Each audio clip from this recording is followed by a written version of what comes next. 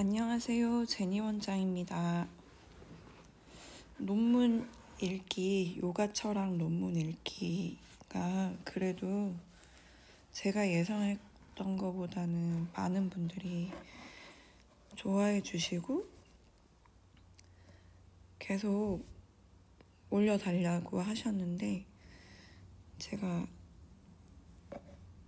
박사과정 그 과제 제출하고 발표하는 게 너무 바빠서 금요일날까지 중간고사 과제와 발표가 끝나서, 그리고 토요일까지 또 저희 요가원의 어떤 바쁜 업무 같은 것들이 어느 정도 마무리가 돼가지고 다시 논문 읽기 하나 올리려고 시작합니다. 일정하게 올려서 공부하시는데 도움이 돼야 되는데 너무 제 스케줄대로 올려서 죄송하고, 앞으로는 정신적 게으름을 바쁘다는 핑계 대지 말고 타파해서 일정하게 일주일에 한번, 금요일이면 금요일, 일요일이면 일요일 반드시 올릴 수 있도록 마음을 다잡겠습니다. 그리고 이게 이렇게 어쨌든 어설프게 시작을 하는 게 진짜 중요한 게, 시작을 하고 여러분들한테 배포하고 또 제가 들으면서 이게 어떻게 하면 더 도움이 될까 하면서 조금씩 아이디어가 생기거든요. 그래서 오늘은 논문을 다 읽는 게 아니라 논문에서 중요한 거를 조금 읽고 그거에 대해서 내 삶에 적용할 수 있는 가치로 마무리하면 시간은 더 짧고 여러분들한테 더 도움이 될 수 있게 해보려고 합니다. 우선은 임근동 교수님의 우파니샤드의 자아탐구와 명상이라는 논문을 읽어보겠습니다.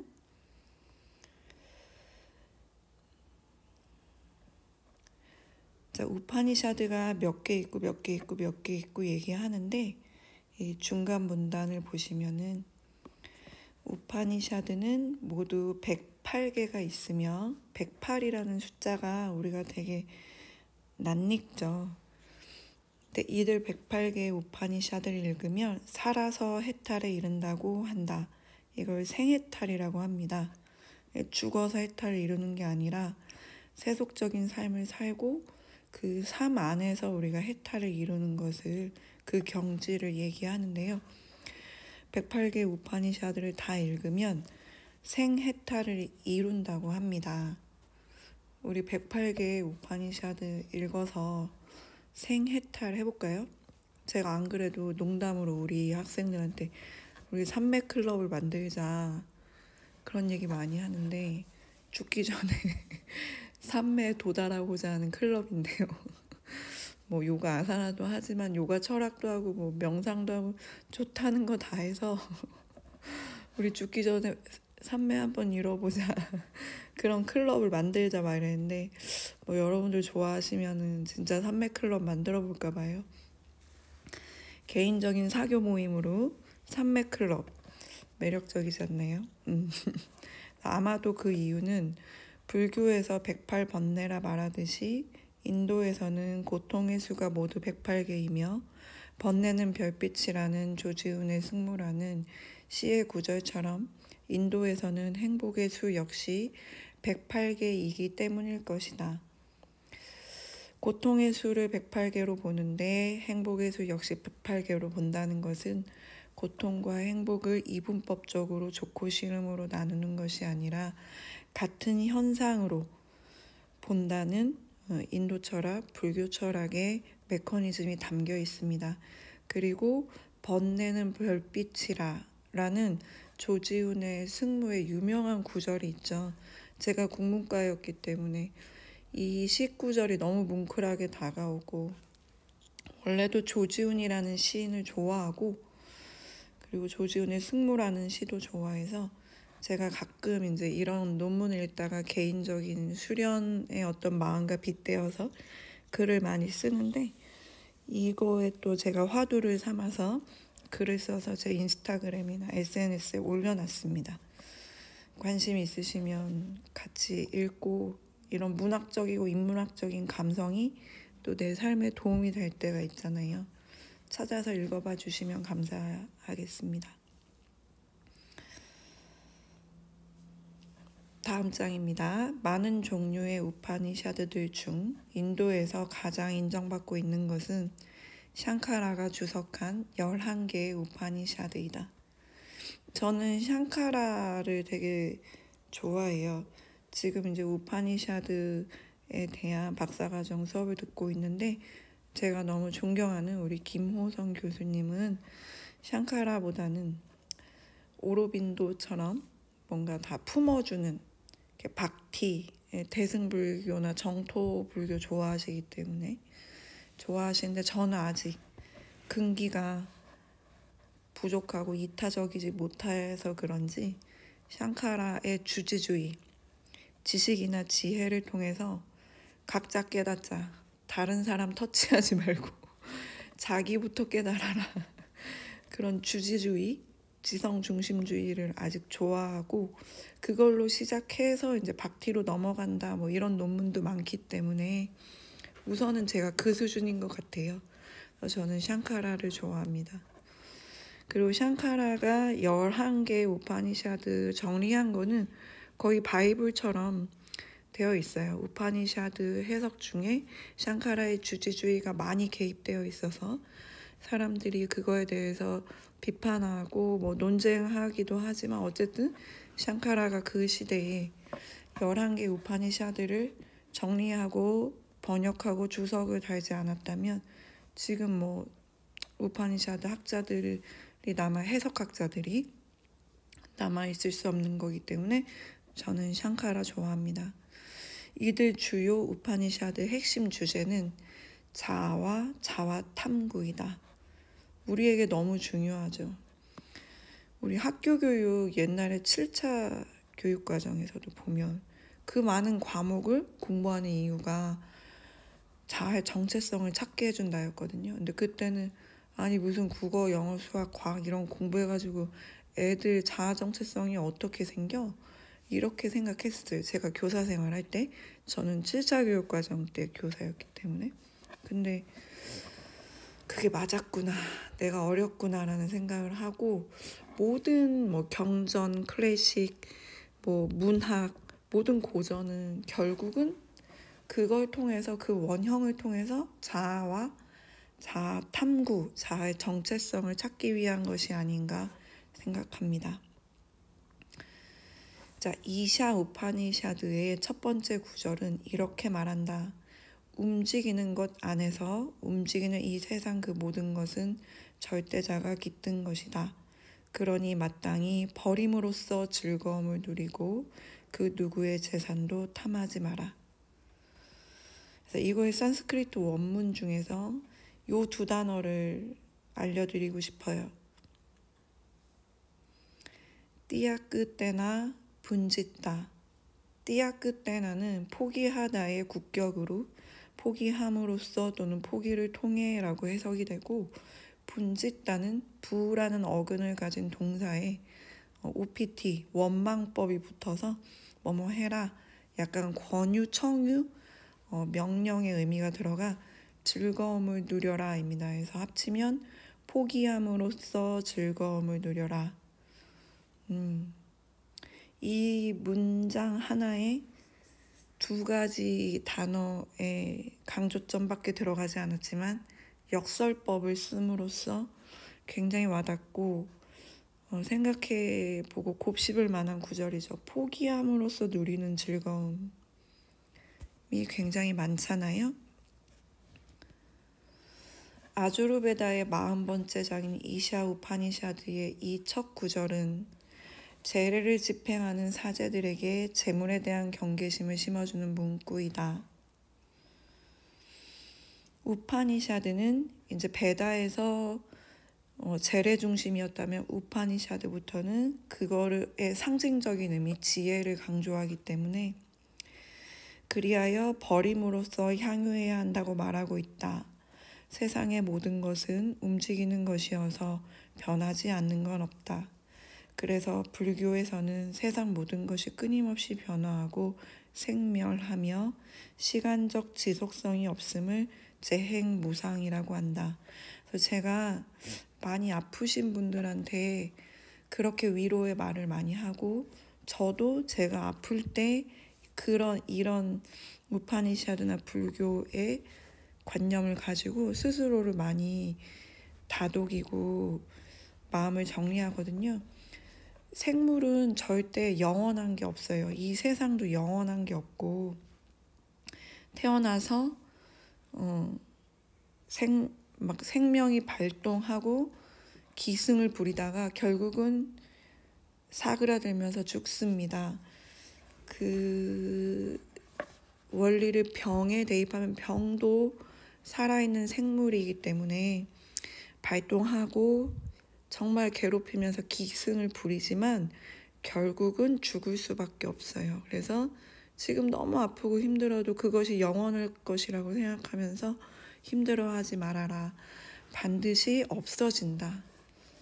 이 생명의 원리, 이 재행무상의 원리에 인해서 끊임없이 변화하고 생멸할 거기 때문에 반드시 그 병도 생기고 기승을 부리지만 없어질 것이다. 그러니 마음을 차분하게 그 병을 고치기 위해 뭔가 노력하고 있다면 반드시 없어질 것이니 걱정하지 마라 라고 많이 위로를 해줍니다.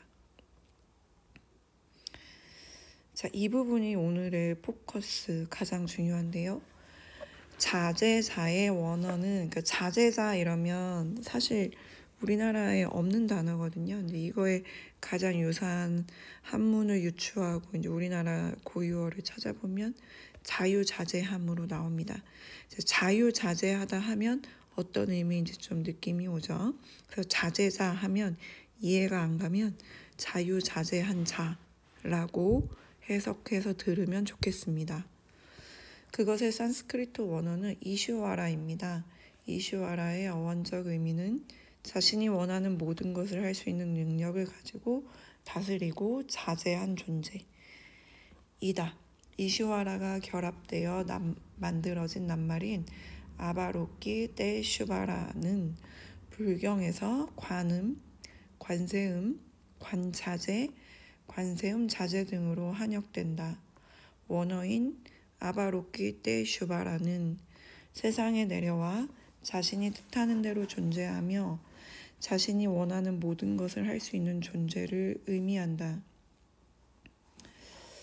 그래서 이 부분에서 생각해 보아야 되는 게, 우리가 세상에 태어났다는 것 자체가 사실은 자신이 뜻하는 대로 존재하고 자신이 원하는 모든 것을 할 수 있는 존재가 아니라는 걸 이미 태생적으로 한계를 긋는 겁니다.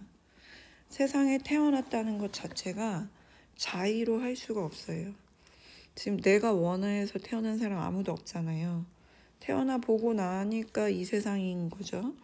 그래서 이것을 인간은 태생적으로 타성적인 존재다 라고 해서 인도 철학이나 불교에서 모두 인생은 고다 라고 한 겁니다. 이 부분에 대해서 제가 생각한 거를 한번 정리해서 볼게요. 자, 여기 보면 타성과 자성에 대해서 제가 생각을 정리해 놓은 부분인데요.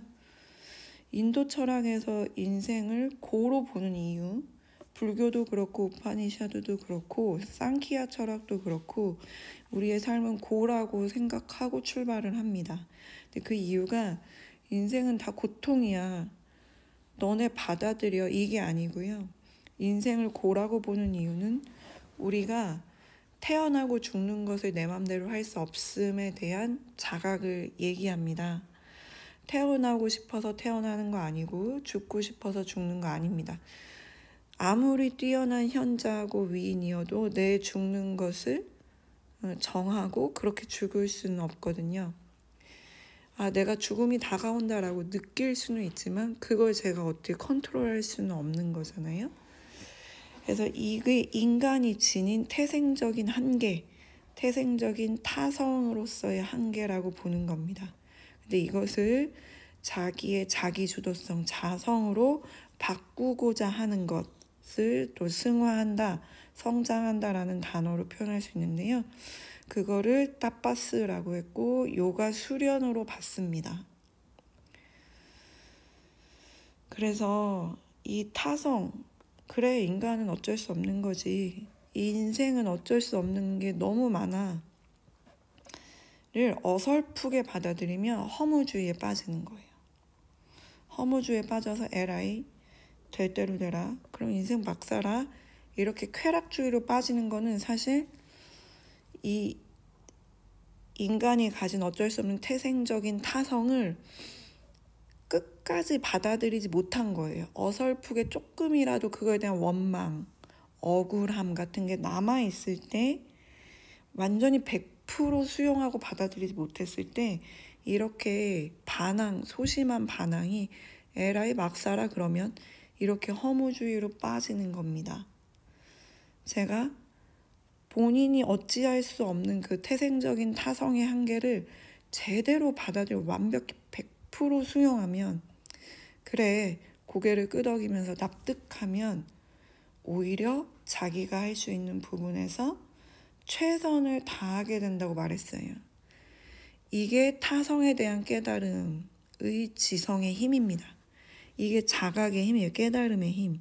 근데 오히려 어설프게 받아들일 때 아주 받아들인 척하지만 소심하게 반항하면서 나 막 살 거야 이렇게 된다고 했어요. 그래서 그러지 말라고, 내가 할 수 없는 부분, 태생적인 부분은 누구나 신이 아니고 인간이니까 받아들여라, 100% 수용해라. 그리고 그걸 깔끔히 잊어버리고 내가 할 수 있는 부분, 그게 인간이 또 지닌 특권이거든요. 동물들은 자기가 할 수 있는 부분이 극히 적고 그걸 또 알아차리지 못하잖아요. 그냥 막 하잖아요. 근데 인간은 스스로 할 수 있는 자성의 부분이 반드시 있고, 물론 타성의 부분이 50% 이상이지만 그걸 자기가 알아차려 자각하며 할 수 있기 때문에 거기서 굉장한 행복감, 희열이 오는 거거든요. 자기 주도성이 주는 행복이 있는 거거든요. 그걸 느꼈을 때 가장 인간다운 것이고, 내가 인간으로서 인간답다는 그 자긍심이 생기는 것이고, 그것이 희열이다. 요가 수련을 하는, 따빠스를 하는 어떤 정신적 희열이다라고 얘기하며 우리 학생들에게 가르쳐주고 있습니다. 다시 논문으로 돌아오면,